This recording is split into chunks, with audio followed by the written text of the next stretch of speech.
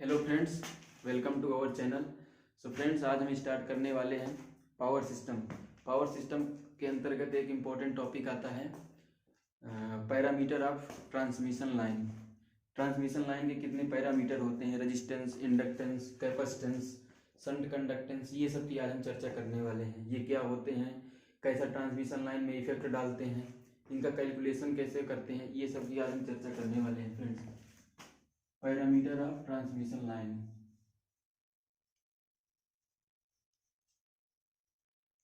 Parameters of transmission line, इसके अंतर्गत friends हमारे आते हैं एक रेजिस्टेंस,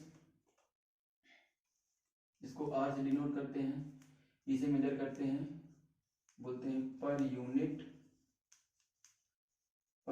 रेजिस्टेंस। यूनिट होती है ओम प्रति मीटर में। दूसरा होता है इंडक्टेंस, जिसे एल से डिनोट करते हैं, उसकी यूनिट होती है पर यूनिट इंडक्टेंस बोलते हैं। ये होती है हेनरी प्रति मीटर में, हेनरी प्रति मीटर। तीसरी होती है कैपेसिटेंस, सी से डिनोट करते हैं, पर यूनिट कैपेसिटेंस, फेरेड प्रति मीटर। एक चौथी होती है पैरामीटर, जिसे बोल देते हैं हम जी। जी मतलब शंट कंडक्टेंस, ये भी होता है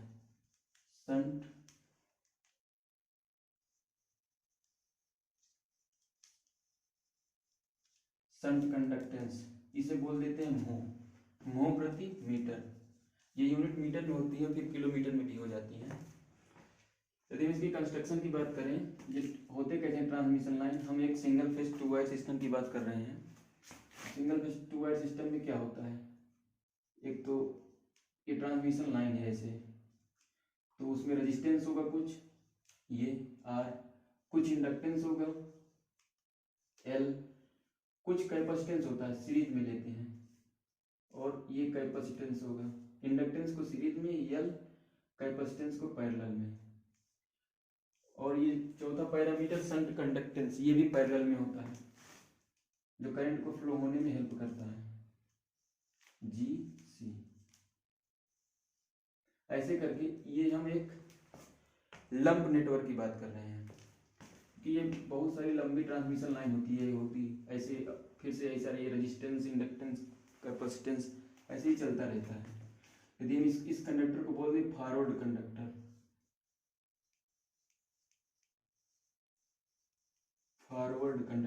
इस वाले कंडक्टर को बोलते हैं रिटर्न कंडक्टर, इसे बोल सकते हैं फेज, इसे बोल सकते हैं न्यूट्रल। ये से ट्रांसमिशन लाइन होती है हमारे पास। ऐसे ये फिर से रिपीट होगा, फिर रजिस्टर, तो हम उस सारे रजिस्टर को मिला करके ये मान लिए हैं। ऐसे इंडक्टेंस खूब सारा होगा, उसको मिला करके कंसंट्रेट कर दिए यहाँ पर, ऐसे कैपेसिटेंस है, और ऐसे ये शंट कंडक्टेंस। रेजिस्टेंस क्या होता है आप लोगों को पता होगा, इंडक्टेंस पता है, कैपेसिटेंस, शंट कंडक्टेंस ये नया है। ये पैरामीटर होता क्या है, ये करंट के फ्लो होने में हेल्प करता है। जो भी इस ट्रांसमिशन लाइन में करंट फ्लो हो रही है, उसको फ्लो होने में ये हेल्प करता है। इसकी यूनिट देखो पता चल रहा है, म्हो बोलते हैं इसे, म्हो प्रति मीटर। म्हो यूनिट होती है 1/, यही होता है ना म्हो, 1/r। ये रेजिस्टेंस है, रेजिस्टेंस का उल्टा। रेजिस्टेंस करंट को अपोज करता है, तो शंट कंडक्टेंस क्या करता है, करंट को सपोज करता है, मतलब उसका हेल्प करता है आगे फ्लो होने में। तो फ्रेंड्स, हम इसकी बात करेंगे। अब सबसे पहले हम लेंगे रेजिस्टेंस पैरामीटर, फिर इंडक्टेंस लेंगे, कैपेसिटेंस लेंगे, देन कंडक्टेंस लेंगे। एक एक करके क्रमशः हम आगे की वीडियो में बताते चले जाएंगे। तो आज हम चर्चा करेंगे रेजिस्टेंस और इंडक्टेंस की। फ्रेंड्स, रेजिस्टेंस क्या होता है, सबसे पहले आते हैं रेजिस्टेंस में।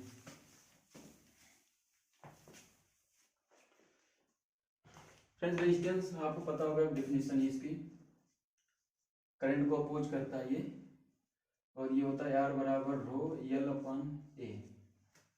तो रेजिस्टेंस हम रेजिस्टेंस को कैसे कंट्रोल कर सकते हैं, ट्रांसमिशन लाइन की लेंथ से, ट्रांसमिशन लाइन में जो कंडक्टर प्रयोग किए हैं उसके एरिया से, और ये रजिस्टिविटी क्या होती है, कंडक्टर की मटेरियल होती है, किस मटेरियल से बना हुआ है। अच्छा, यहाँ ध्यान से देखो, तो इसमें एल के ऊपर मल्टीप्लाई कर दें, एल का नीचे मल्टीप्लाई कर दें, तो ये क्या बनेगा, रो एल स्क्वायर अपान, ये एरिया है ये लेंथ है, तो एरिया और लेंथ मिलकर के वॉल्यूम हो जाती है, तो इसमें भी लिख सकते हैं वॉल्यूम। तो यदि ध्यान से देखें तो आर बराबर रो एल स्क्वायर वी, अब ये बन रहा है फार्मूला। तो यहां से हम देख रहे हैं कि रेजिस्टेंस हमारा किस किस पर डिपेंड है, रेजिस्टेंस, तो आर रेजिस्टेंस डिपेंड्स ऑन, किस किस पर डिपेंड है, एक तो हमारे डिपेंड है मतलब कंडक्टर की मटेरियल पर, तो मटेरियल ऑफ कंडक्टर,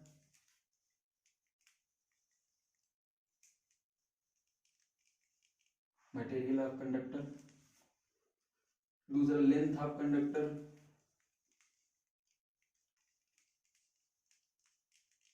और third volume of the conductor, volume of conductor. यहाँ वॉल्यूम की यूनिट होती है मीटर क्यूब, लेंथ की यूनिट होती है मीटर स्क्वायर, कंडक्टिविटी इसकी कोई यूनिट नहीं होती है, और ये कंडक्टिविटी की होती है ओम मीटर, रेजिस्टेंस की ओम। सो करते हैं फ्रेंड्स, रेजिस्टेंस में भी दो प्रकार के होते हैं।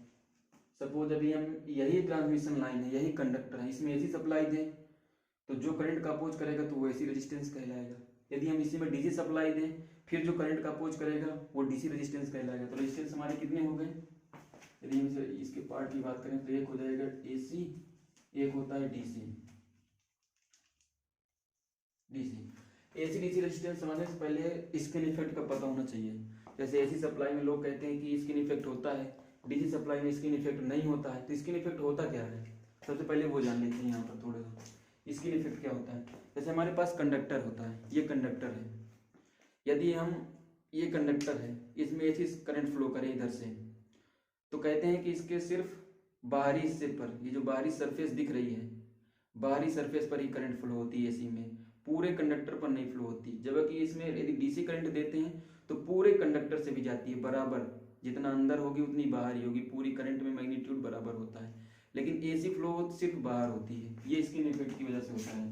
मान लेते हैं हमारे पास ये कंडक्टर है, ये कंडक्टर है कोई, तो ये कंडक्टर में यदि एसी जा रही है, पहले डीसी लेते हैं, डीसी जा रही है तो डीसी इसके पूरे बराबर एरिया पर, ये जो है पूरा अंदर बाहर, ये पूरे एरिया में बोल सकते हो ऐसे, पूरे क्रॉस सेक्शन एरिया पर समान करंट फ्लो होगी, मतलब हर एक पॉइंट पूरी करंट बियर करेगा। लेकिन यदि हम इसमें एसी सप्लाई यदि देते हैं, डीसी की जगह एसी सप्लाई देते हैं, तो इसी कंडक्टर में जो करंट की वैल्यू होती है वो यहाँ पर रहती है मैक्सिमम, यहाँ पर। जैसे जैसे हम कंडक्टर के सेंटर पॉइंट पर जाते हैं, जैसे जैसे कंडक्टर के सेंटर पॉइंट पर हम आते हैं तो करंट की डेंसिटी घटती जाती है, करंट डेंसिटी ये डिक्रीज होने लगता है नीचे की ओर। तो फ्रेंड्स जैसे ही अब यहाँ से पता चल गया होगा, स्किन इफेक्ट यही होता है। स्किन इफेक्ट क्या होता है, का जो करंट की डेंसिटी होती है वो कंडक्टर के आउटर सरफेस पर ज्यादा होती है या इनर सरफेस पर कम होती है, यही स्किन इफेक्ट होता है। ये एसी करंट में होता है, एसी के केस में। फ्रेंड्स अब ध्यान से देखना इधर, जब सारी सप्लाई मोस्टली आउटर सरफेस पर फ्लो हो रही है, ये सब जनरली देखते हैं कि जो आर एसी होता है वो आर डीसी से बड़ा होता है। एसी सप्लाई में रेजिस्टेंस डीसी सप्लाई के अपेक्षा रेजिस्टेंस बढ़ जाता है। तो रेजिस्टेंस बढ़ जाने से लगभग कितना बढ़ता है, अप्रोक्स 2% रेजिस्टेंस बढ़ जाता है। यदि डीसी में 100 ओम है तो एसी में 102 ओम हो जाएगा। 2% लगभग 1.5 से 2% रेजिस्टेंस एसी में बढ़ जाता है। तो हम ऐसे ये पैरामीटर को कंट्रोल करके, ट्रांसमिशन लाइन की लेंथ को कम करके, वॉल्यूम बढ़ा करके, अच्छा वॉल्यूम कांस्टेंट होता है। जब भी बात आती है किसी भी कंडक्टर को स्ट्रेच किया जा रहा है तो उसका सीधा सीधा मतलब होता है कि वॉल्यूम कांस्टेंट है वहां पर। मतलब यदि लेंथ बढ़ रही है तो उसका जो विड्थ है वो भी उसी रेशियो में घट रहा है, तब वॉल्यूम कांस्टेंट माना जाता है यदि स्ट्रेच की बात आती है।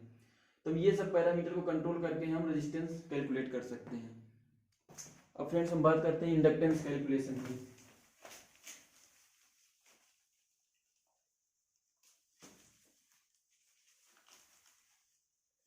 इंडक्टेंस कैलकुलेशन,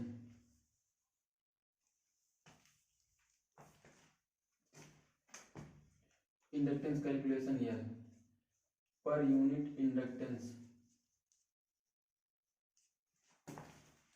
ये होती है हेनरी प्रति मीटर, ये न्यूटन होता है। तो फ्रेंड्स इंडक्टेंस ट्रांसमिशन लाइन में यदि हम सिंगल फेज 2 वायर की बात करें, इंडक्टेंस कैलकुलेशन, अब इसको इरेज कर देते हैं।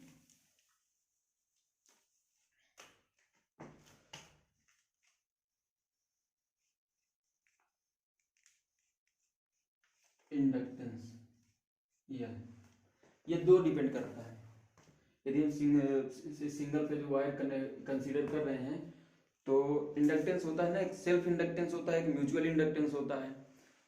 तो इसमें यदि एक ही फेज कर लें, हम पहले कंसीडर करें तो एक फेज में क्या होगा, ये हम ले रहे हैं यहाँ पर सिंगल फेज 2 वायर सिस्टम के लिए, इसी का दूसरा नाम होता है लूप इंडक्टेंस, लूप इंडक्टेंस।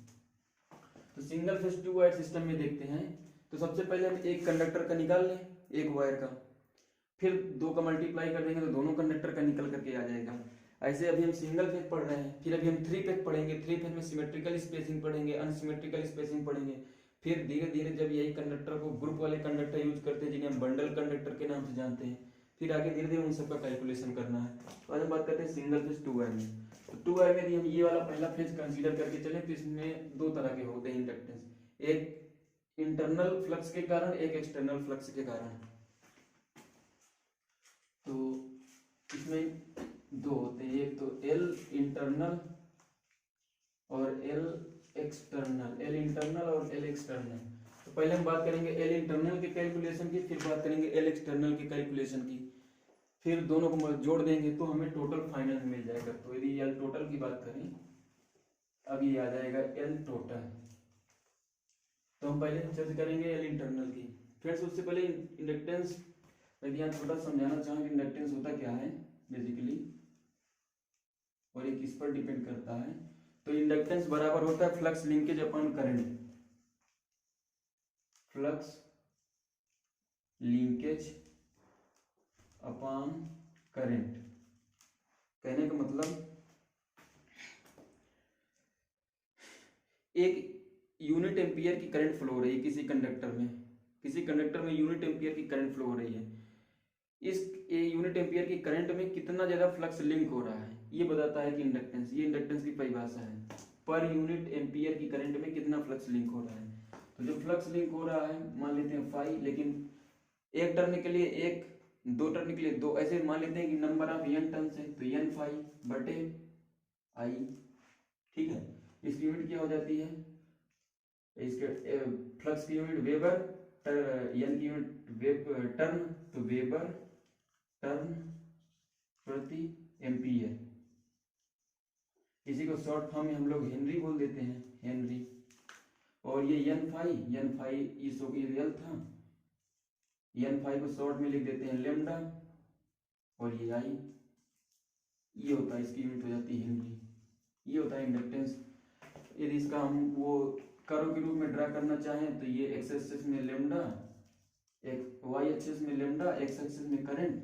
तो इसका देखोगे तो रिलेशन स्लोप जैसे आ रहा है, ये स्लोप, तो स्लोप क्या बता रहा है, इंडक्टेंस। यदि कुछ ऐसे स्लोप निकालें तो ये स्लोप निकल के आ रही है, ये इंडक्टेंस होती है। ये इंडक्टेंस डिपेंड किस किस पर करता है,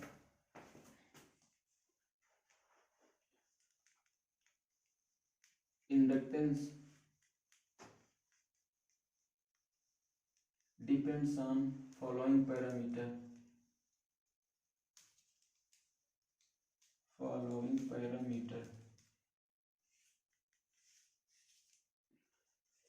इंडक्टेंस किस किस पर डिपेंड करता है।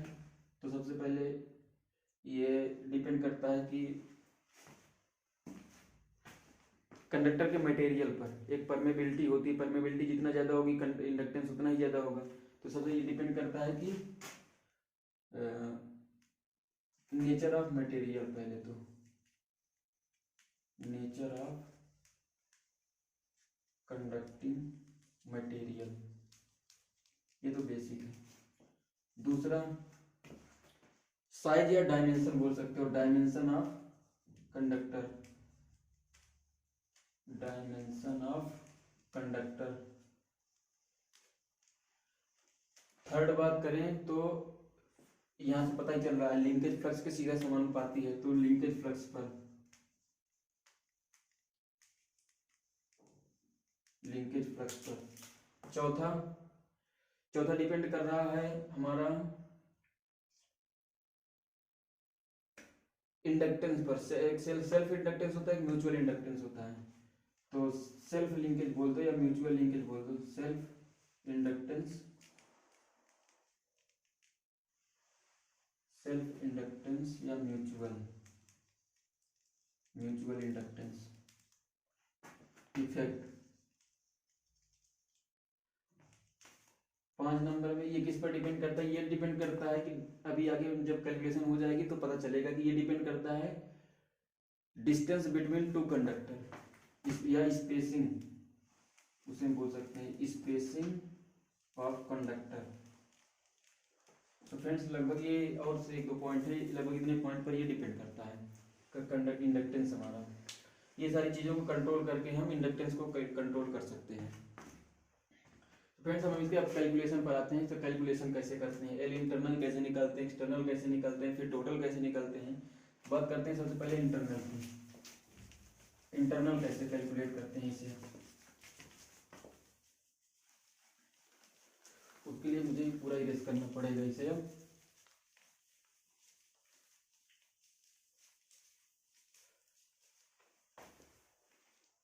फ्रेंड्स हम लेकर चलते हैं यहाँ सीधा सीधा inductance calculation due to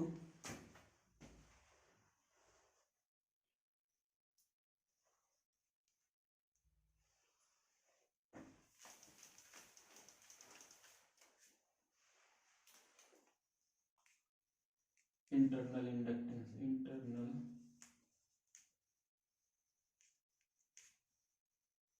inductance calculation.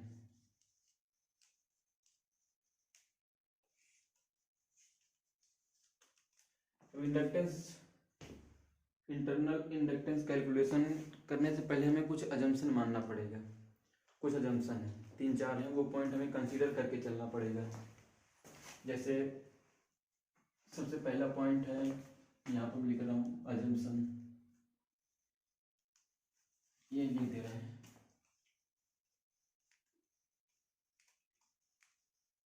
कुछ अजम्पशन से उन्हें लेकर चलना पड़ेगा हमें। जैसे नंबर 1 है, पहले तो जो अभी यहाँ स्किन इफेक्ट हम पढ़े थे वो स्किन इफेक्ट को हम निगलेक्ट मान करके चलेंगे। एप्रोक्सीमेटली इफेक्ट होता है तो मान कर क्या चलेंगे, neglect the skin effect, also proximity effect, proximity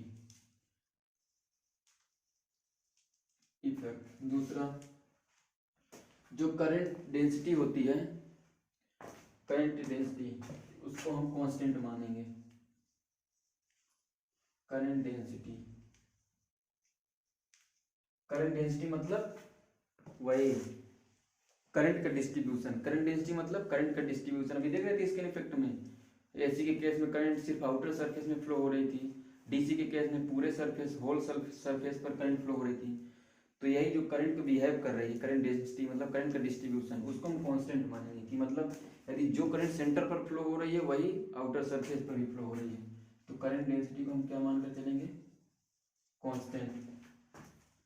third point, इस कंडक्टर के थ्रू अभी हम क्योंकि एक कंडक्टर ले रहे हैं ना, एक कंडक्टर मानकर चल रहे हैं। सिंगल फेज 2 वायर थे, उसमें हम एक फेज लेकर चल रहे हैं, एक वायर। तो उसमें जो म्यूचुअल वाली कहानी है, म्यूचुअल इंडक्टेंस वाली है, उसको हम निगलेक्ट मानकर चल रहे हैं।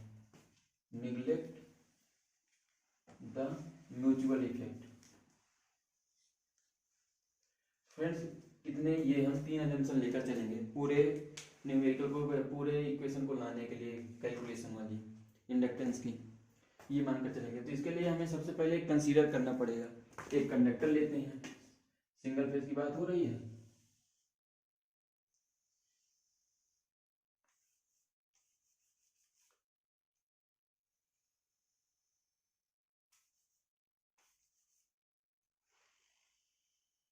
ये कंडक्टर ले लिया हमने, ये कंडक्टर है, इसका ये सेंटर पॉइंट मान लेते हैं।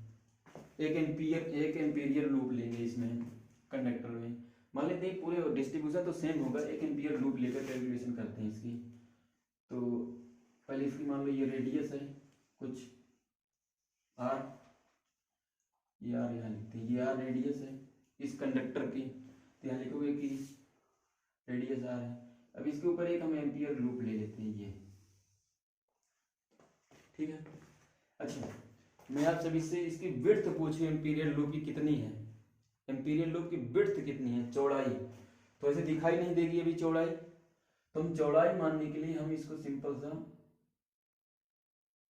डॉटेड कर दे रहा हूं, मतलब ये लूप है एक, तो ये नहीं समझ लेना कि मैं दो लूप है ले लिया हूं, जो ये डॉटेड पार्ट है मैं लिख भी रहा हूं, ये जो डॉटेड पार्ट है मान लेते हैं इसकी ये जो चौड़ाई है, ये चौड़ाई लूप की चौड़ाई वो हमारे पास dx है, बहुत छोटी होगी इसलिए d ले लिए, dx ले लिए, और जो इस एम्पीरियर पूरे लूप की होगी, एम्पीरियर लूप की रेडियस होगी, उसे हम स्मॉल x मान लेते हैं।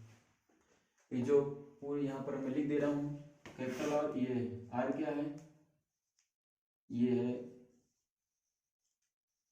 रेडियस ऑफ कंडक्टर, x क्या है, रेडियस ऑफ एम्पीरियर लूप, एम्पीरियर लूप, और ये dx क्या है, विड्थ ऑफ एम्पीरियर लूप। ये हम मानकर चलते हैं इनको। तो फ्रेंड्स अब इसके सॉल्व करते हैं न्यूमेरिकल में इसको।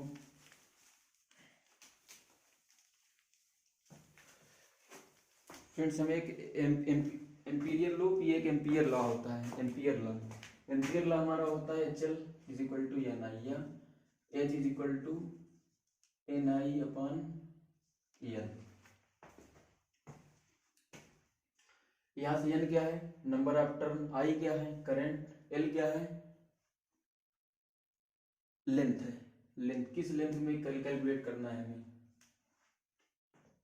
तो यहाँ से ये H क्या है, ये होती है मैग्नेटिक फ्लक्स इंटेंसिटी, H होती है मैग्नेटिक फ्लक्स इंटेंसिटी। तो यहाँ से हम यदि HX एम्पियर लूप के लिए निकालें तो एम्पियर लूप के लिए, और n बराबर मान लेते हैं कि नंबर ऑफ टर्न कितने हमारे पास एक, n इक्वल टू 1 रख दें, तो यहाँ से हमारे पास क्या आ जाएगा I। अच्छा फ्रेंड्स ध्यान से देखिए, जो कंडक्टर के क्रॉस करंट फ्लो होगी वो IX होगी, सॉरी I मान लेते हैं, और जो एम्पीरियल लूप में करंट फ्लो होगी उसे हम IX मानकर चलते हैं।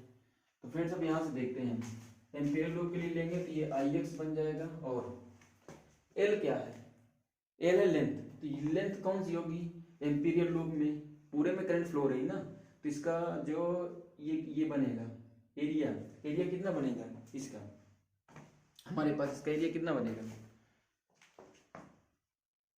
इसकी रेडियस कितनी है x है, और पूरे का मतलब इसकी डायमीटर कितनी बनेगी 2 पाई आर होती है, एक सर्कल ही तो बना, सर्कल की होती 2 पाई आर, मतलब 2 पाई एक्स, ये हो गई। इसको हम नाम देते हैं equation first,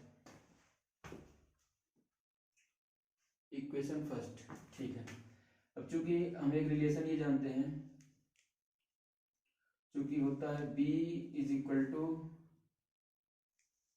mu A into h, एक ये रिलेशन होता है फ्रेंड्स, ये रिलेशन किसका होता है, मैग्नेटिक फ्लक्स डेंसिटी का ये रिलेशन होता है। तो यहाँ से हम ये एच की वैल्यू उठाकर रख सकते हैं आराम से, तो एच की वैल्यू उठाकर रखेंगे तो ये बी एक्स बन जाएगा, b x is equal to mu a into h की value i x, mu a i x upon 2 pi x. Friends इसमें ध्यान से हम देखें, चूंकि ये एजम्पशन में अभी यहाँ पहले लिखे ही थे, हम यहाँ मान चुके हैं कि जो करंट डेंसिटी है वो कांस्टेंट है, यहाँ हम लिख सकते हैं बिकॉज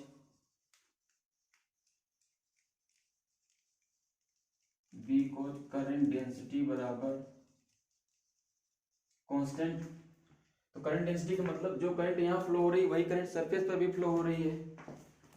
तो यदि पहले इस वाली करंट डेंसिटी लिखें इंपीरियल लूप के लिए तो क्या हो जाती है, current upon area, current density बराबर होता है, तो करंट कितनी है आई एक्स, एरिया कितना हो जाएगा, सर्कल का एरिया कितना होता है पाई आर स्क्वायर, पाई, अब यहाँ आर नहीं होगा यहाँ एक्स होगा क्योंकि इंपीरियल लूप की बात कर रहे हैं, तो पाई एक्स स्क्वायर बराबर, अभी सेम होती है करंट डेंसिटी कांस्टेंट है, तो मतलब इसकी करंट डेंसिटी बराबर बड़े वाली लूप की करंट डेंसिटी, मतलब कंडक्टर की करंट डेंसिटी, तो कंडक्टर के केस में कितनी हो जाएगी, करंट आई है उसमें फ्लो हो रही है, और उस केस में पाई, उस केस में बड़े वाली रेडियस हो जाएगी पाई आर स्क्वायर, तो पाई से पाई फ्रेंड्स कट गया, पाई से पाई कट गया, तो यहाँ से हम आई एक्स की वैल्यू यदि निकालना चाहें तो कितनी निकलेगी, आई एक्स बराबर निकलेगी हमारी आई इंटू एक्स अपॉन आर का स्क्वायर, ये आई एक्स की वैल्यू निकलेगी फ्रेंड्स। तो इस वाले इक्वेशन को हम नाम दे देते हैं 2। तो आई एक्स की वैल्यू पुट करेंगे हम इक्वेशन नंबर 2 पर, आई एक्स की वैल्यू पुट करेंगे इक्वेशन नंबर 2 पर। So friends,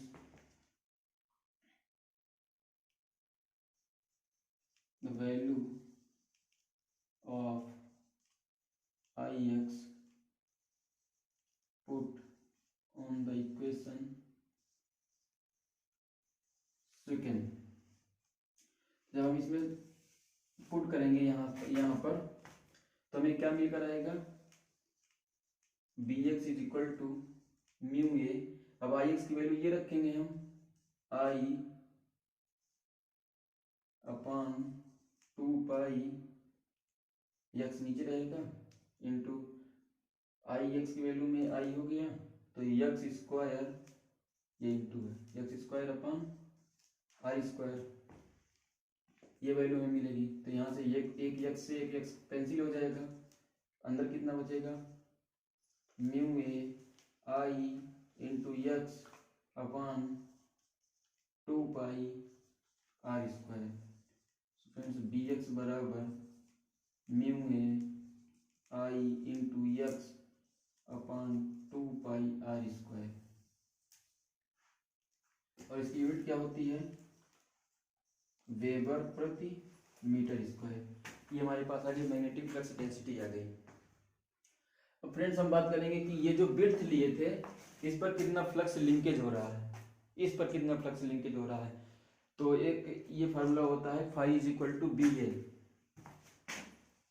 बी गॉज यहाँ थोड़ा सा लिख दोगे,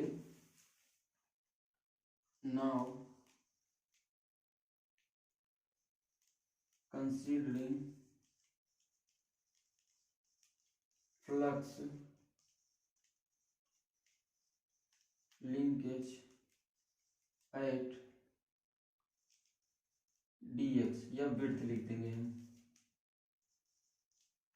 तो यहाँ पर कितना फ्लक्स लिंकेज हो रहा है, क्योंकि हम ये फार्मूला जानते हैं, क्योंकि phi is equal to b into a ये होता है, तो जब क्योंकि ये बहुत ही छोटी स्मॉल डिस्टेंस है विड्थ है तो इसको हम डी एक्स लिए हैं, तो यहाँ से हम इसे क्या बोल सकते हैं d phi is equal to b into ए।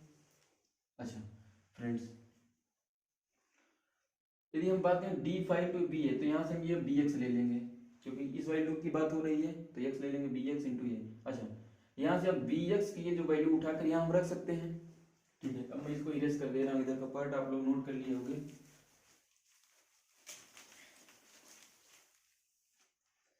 तो d phi is equal to B x की वैल्यू यहाँ से पुट करेंगे उठा करके, तो mu a into I into x upon 2 pi r square into, अच्छा फ्रेंड्स ये क्या है एरिया, एरिया क्या होता है लेंथ इंटू विड्थ, यदि हम यहाँ पर एरिया को तोड़ना चाहें तो इसको क्या लिख सकते हैं एरिया बराबर लेंथ इंटू विड्थ, ये होगा, हम अज्यूम कर रहे हैं लेंथ 1 मीटर ले रहे हैं तो 1 ले लिए, विड्थ आपको पता ही कितनी है dx, तो हम एक जगह क्या रख सकते हैं dx इंटू 1 रख सकते हैं, नहीं रख सकते हैं dx into 1,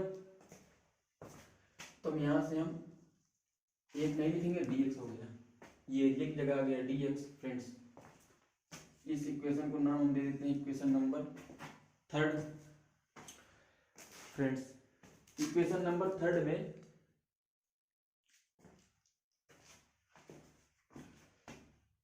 equation now by multiplying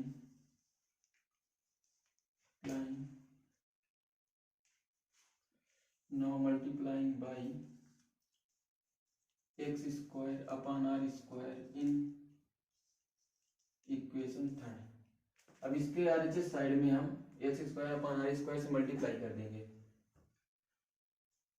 ये मल्टीप्लाई क्यों करते हैं? क्योंकि यही तो बताता है एक्स स्क्वायर क्या बता रहा है, एम्पीरियल लूप की रेडियस, आर स्क्वायर क्या बता रहा है, मतलब में पूरे कंडक्टर की रेडियस आर है, और एक्स क्या है, एम्पीरियल लूप की रेडियस है, तो एक्स अपॉन आर ये रेशियो बता रहा है एम्पीरियल लूप की। एम्पीरियल लूप ये वाले रेडियस मतलब पूरे कंडक्टर की रेडियस के रेस्पेक्ट में एम्पीरियल लूप में कितना ज्यादा इंडक्टेंस है, इस वजह से हम इसे मल्टीप्लाई करेंगे x square upon r square से इधर RHS साइड में।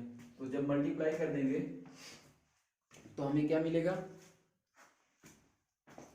मल्टीप्लाई करने पर d phi is equal to mu a I into x. बस फ्रेंड्स हम अपने रिजल्ट की ओर बढ़ रहे हैं आगे, x square into r square ये मिलेगा, और इंटू ये भी रहेगा dx तो साथ में ही चलेगा ना, dx तो साथ में ही चलेगा। जब मल्टीप्लाई हो जाएगा, हाँ जब मल्टीप्लाई होगा तो ये डी फाई रहेगा, ये डी साई बन जाएगा। नंबर ऑफ टर्न्स की हम बात कर रहे हैं, 3 बराबर 1 लिए थे पहले। अब बस इसमें जो कॉमन अब ये डी लगा है, डी मतलब हमें अब इंटीग्रेशन सीधा सीधा करना है। अब बस जो पार्ट कॉमन लगे उस पार्ट को कॉमन ले लो, बाकी अंदर बचा रहने दो। तो इंटीग्रेशन ये डी लेमडा रहेगा बराबर म्यू ए, ये पूरे का इंटीग्रेशन, क्योंकि ये dx लगा इस वजह से इंटीग्रेशन का सिंबल आ जाएगा i into x upon 2 pi r square into x square r square d x. Friends अब जो कॉमन दिखे उसे कॉमन ले लो, डी एक्स, इसमें क्या क्या कांस्टेंट दिख रहा है, म्यू ए कांस्टेंट है, क्यों? क्योंकि एक्स के रिस्पेक्ट में हो रहा है, तो जो बचेगा वो सब बाहर आ जाएगा एक्स वाले टर्म्स को छोड़ करके। तो यहाँ से हम देखेंगे फ्रेंड्स, तो हमें कॉमन क्या क्या मिल रहा है, म्यू ए कॉमन है, कॉमन ले लिए बाहर, आई कॉमन है, कॉमन ले लिए बाहर, एक्स बचा रहेगा, और इस नीचे से क्या आएगा 2 पाई कॉमन आएगा, और 2 पाई कॉमन आएगा, और आर टू दी पावर 4 ये भी कॉमन आ जाएगा फ्रेंड्स। तो यहाँ से हम देखेंगे तो अंदर क्या बचा, एक्स क्यूब बचा, और ये डी एक्स, सॉरी ये एक्स नहीं रहेगा, यहाँ पर लेमडा रहेगा। अब यहाँ लिखेंगे नाउ डिफरेंशिएट, इस इक्वेशन को मान लेते हैं इक्वेशन नंबर 4। नाउ इंटीग्रेट होगा, डिफरेंशिएट कहाँ से होगा, now integrate of equation number 4 with respect to x. X के रिस्पेक्ट में हम इसका डिफरेंशिएट करेंगे, सॉरी इंटीग्रेशन करेंगे, तो ये डी साई है, तो ये लेमडा होगा। और अच्छा यहाँ पर जो लिमिट लेंगे वो 0 to r लेंगे, क्यों? क्योंकि पूरा इंटीग्रेशन हम इस वाले पूरे कंडक्टर की करेंगे, ना कि हम एम्पीरियल लूप तो हम कैलकुलेशन के लिए अज्यूम किए थे, क्योंकि हमें तो पूरा कैलकुलेशन करना ना पूरे कंडक्टर का, इसलिए जो लिमिट लेंगे वो 0 to r रहेगी, मतलब पूरे कंडक्टर की रेडियस रहेगी, ना कि ये एक्स रहेगी। तो ये हम लेकर चलेंगे। अब ये जो कॉमन पार्ट है वो तो रहेगा ही constant mu a into y upon 2 pi r की टू पावर 4 एक्स क्यूब का इंटीग्रेशन क्या होगा, x to the power 4 upon 4 यही होगा, x to the power 4 upon 4। और फ्रेंड्स और जो लिमिट रहेगी वो क्या रहेगी 0 to r। यहाँ से लेमडा की बात करें तो लेमडा बराबर क्या निकलेगा, अब हम अपने रिजल्ट की ओर बढ़ रहे हैं आगे, mu a I upon 2 pi into r raise to the power 4। अब हम इसमें अपर लिमिट पहले एक बार रखते हैं, एक बार अपर लिमिट रखेंगे फिर एक बार लोअर लिमिट रखते हैं। तो अपर लिमिट रखोगे तो एक्स की जगह क्या हो जाएगा r raise to the power 4, lower limit में 0 रहेगी।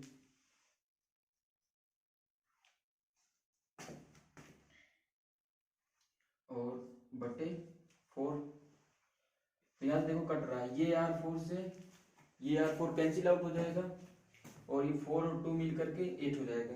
अब मैं इधर का इरेज कर दूं, नोट कर लिए होंगे आप लोग। तो यहाँ से क्या है, लेमडा बराबर ये म्यू ए इंटू आई, ये तो कैंसिल हो गया, 4 2 जा 8, तो 8 पाई, ये रिजल्ट आ गया फ्रेंड्स। क्योंकि अब हमें पता होता है म्यू ये कांस्टेंट है और ये स्टैंडर्ड होता है, ये इसे बोलते हैं एब्सोल्यूट परमेबिलिटी, और एब्सोल्यूट परमेबिलिटी की वैल्यू होती है जो कि म्यू ए बराबर होती है 4 pi into 10 to the power -7 henry प्रति मीटर, ये वैल्यू होती है। तो ये म्यू ए की वैल्यू उठाकर हम यहाँ रख सकते हैं आराम से। तो म्यू ए की वैल्यू रखोगे यहाँ पर तो क्या आएगा 4 pi into 10 to the power -7 into i upon 8 pi. तो 4 पाई से 8 पाई कैंसिल हो जाएगा तो बचेगा कितना 2। तो लेमडा की वैल्यू कितनी आ गई हमारे पास 1/2 into 10 to the power -7 I. Friend ये आ गई लेमडा की वैल्यू, लेमडा की वैल्यू आ गई है इसकी। लेकिन हमें चाहिए क्या इंडक्टेंस। तो लेमडा और इंडक्टेंस में भी एक रिलेशन बताया था थोड़ी देर पहले, आपको याद हो तो, कि इंडक्टेंस बराबर ये इसकी यूनिट क्या आएगी अभी हमारे पास, इसकी यूनिट आएगी ये तो एक तरह से क्या होगा, ये फ्लक्स लिंकेज हुआ ना, फ्लक्स लिंकेज मतलब एन फाई, और एन फाई की यूनिट वेबर टर्न। फिर तो ये हमारे पास इसकी यूनिट लिखना चाहें हम तो ये वेबर टर्न आया, इसकी यूनिट वेबर टर्न आई है, 1/2 है। लेकिन हमें चाहिए इंडक्टेंस और एक रिलेशन होता है यहाँ पर, लिखोगे because L is equal to lambda upon I. मतलब यदि हमें इंडक्टेंस की वैल्यू चाहिए तो करंट से डिवाइड करना पड़ेगा, तो हम इसमें करंट का डिवाइड करेंगे L के लिए। तो L बराबर 1/2 10 की power -7 into I, total I, तो आई से एक आई कैंसिल, फाइनली हमारे पास रिजल्ट क्या आया L बराबर 1/2 इंटू 10 टू द पावर -7, ये आएगा हेनरी में आएगा, हेनरी फ्रेंड्स। ये किसका था, ये इंटरनल का था, एल इंटरनल। तो मैं भी पूरा इरेज करके लिखूं रिजल्ट।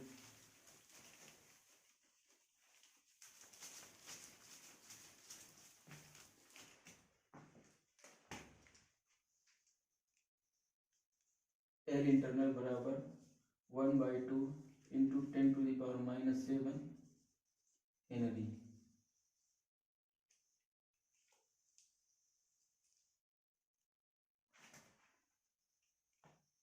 फ्रेंड्स ये हमारा इंडक्टेंस था इंटरनल के कारण। अब हम बात करेंगे इसके एक्सटर्नल के कारण।